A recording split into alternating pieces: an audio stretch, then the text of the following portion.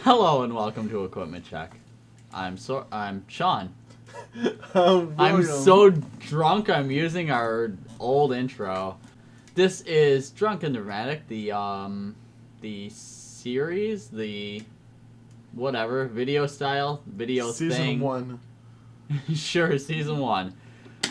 Basically the idea of these are we get drunk, we watch a movie, and then we review the movie, or at least like kind of explain the movie to you while we're still very intoxicated, which I am. I don't know about you. Yeah, I'm not too much really. No. You didn't drink as much as I did, but whatever. Yeah, if I would have had those watermelons right during this movie, I would have been. But yeah, we'll just have to get like a 2-4 of those before we record, and you can just drink those all night. But anyway, we're here, and we're reviewing Airplane, which it's a movie from the 80s. Honestly, this movie is something else. If you get offended by literally anything, not the movie for you. I promise you. Jesus Christ. It's like looking at it from the 2017 kind of lens. It's so bad. Let's dive right into the movie Airplane. This was released in 1980, and that's actually very important because it's very much a product of its time. Are you gonna... Go ahead. Start it off, and I'll just continue. Well, I was basically, because I see it a lot of times. Basically, the point of the movie is a guy loves this one girl. He drove warplanes in the war. He got in an accident, then someone died because of him.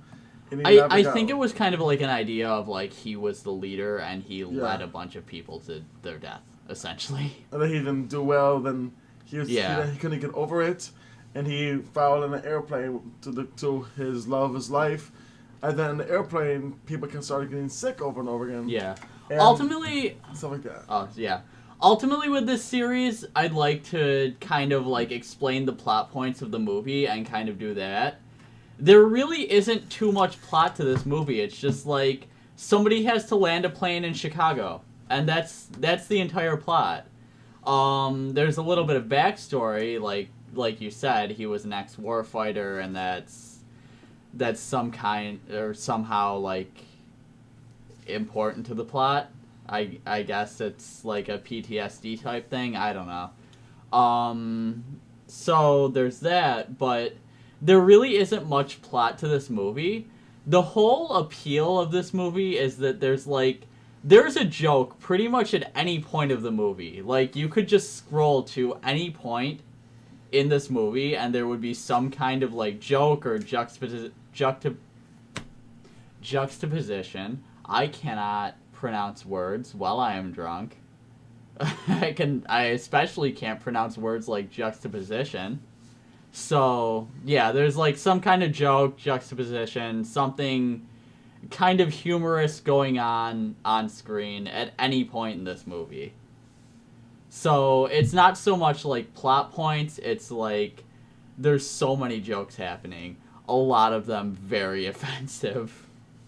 It's a good movie. It's always one of my favorite movies because it has so much humor in it, and it's just the movie where, like Sean said, like, people shouldn't get offended to it because it hits everywhere. Just like random jokes you would see. And the thing about this movie, this is one of the movies to where, like Family Guy and a bunch of other TV shows nowadays make jokes you would see them doing. Or jokes they took from this movie. This movie is like the backbone of where many other reference jokes came from. Yeah, there are so many things to go from. And actually, since you're talking about that, not only did comedy in general take like cues from this movie, but actually so did most airline companies. One of the big problems in this movie is everybody in the plane kind of, okay, they had 2 dishes. They could either have steak or fish. That was like the main things that they could have on this thing. Those were the 2 meals. And a lot of people had the fish, including the pilot, the co-pilot, and... navigator, yeah. Pilot, co-pilot, navigator. They all had the fish, and there was something wrong with the fish where it made people sick. They got food poisoning. So there's actually a lot of rules, not an overall rule in aviation. Like, all the different airlines kind of have their own rule where the pilot and the co-pilot can't have the same meal. And that actually came about because of this movie. So, like, this weird 80s sketch comedy thing where a bunch of people get food poisoning and they can't land a plane, that actually led way to actual aviation, like, regulations and stuff. My favorite part was, like, mostly when one lady was freaking out, and then, someone grabbed her, it's gonna be okay, I'll grab her, it's gonna be okay, smacked her, and everyone's going out and smacking her, one on the phone, punching her, smacking her in the face, the camera goes down, you see, someone else carrying a gun, someone with, like, a crowbar pan, a branch pan in his hands, maybe the gun walks up high, a baseball bat, and they're all basically beating this lady. There's a lot of explosions in this movie. There's a lot of explosions. There are a lot of, like, there's just stuff where, like, they'll say something and then there'll be, like, something else out of it. Like, one of the flashbacks, you know, was a guy and told him, I'm doing, he should pinch me. And then the guy just looks so weird, gets up and walks away. Yeah. And then, there's the one scene where, like, he comes in and, like, the doctor's saying, like, you have to land this plane. And he's like, surely I can't land this plane. And then, like... Yes, you can. Yeah. Please don't call me Shirley. Yeah. There's just so much stupid stuff like that. What were the pilots' names? It was, Over, Roger, and Victor. Yeah. Which are all, like, piloting terms. So there's that. It over, was just yes, like, no, over, yeah. no, Roger that. Yes, Roger, what, over? That's another thing. If you watch this movie, definitely watch it with subtitles. Like, I mean, you'll get the stuff, but it's so much funnier. I mean, alright, I'm kind of inebriated right now, so maybe it's just really funny because I'm drunk, but, like, it's so much funnier if you have everything listed out, so it's like, Roger saying over and over saying Victor and Victor saying Roger and stuff like that. It's just, I don't know. I thought it was humorous. I thought it was funny. Yeah, but then again, I am. There's a little girl who has like a IV in her hand, and then playing guitar and knocks it out the first time, and the little girl's her mom doesn't reach it. That reminds puts me. It back in. Who did the fight song thing? Just a second. Never heard You'd know it if you heard it.